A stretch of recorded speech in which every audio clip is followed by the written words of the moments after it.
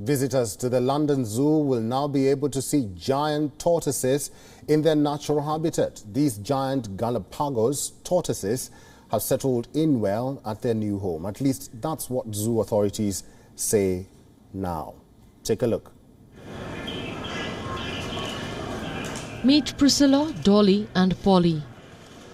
3 giant Galapagos tortoises who found a new home at the London Zoo.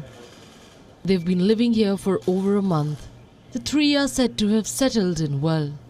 Since moving in, these tortoises have received several housewarming gifts, such as this delectable slice of watermelon. So we moved them about a month ago from their old enclosure to this new one, and it's a massive upgrade for them. It's 9 times the size of their previous enclosure, and it's designed to account for the fact that they've grown considerably since they arrived in the zoo.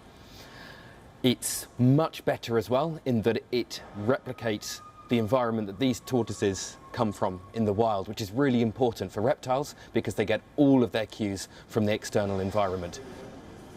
Their new home has been designed to closely mimic their natural habitat at the Galapagos Islands. Most of the plants are native to the area where the tortoises are found in the wild. Keepers can control the temperature, humidity and light cycles in the enclosure. It is maintained at a tropical 27 degrees Celsius. We gave them a lot of different food to sort of help them feel at home and make them know that it was a safe place. But as soon as they arrived, they were exploring all the different areas, trying to eat the different plants, swimming in the ponds and using their mud wallow. And they've just looked fantastically happy since the first 5 minutes of arriving. Giant Galapagos tortoises can easily live to over 100 years. But they have long faced threats from humans. Back in the 17th century, ships stopping in the Galapagos Islands would catch the reptiles as food for their journey.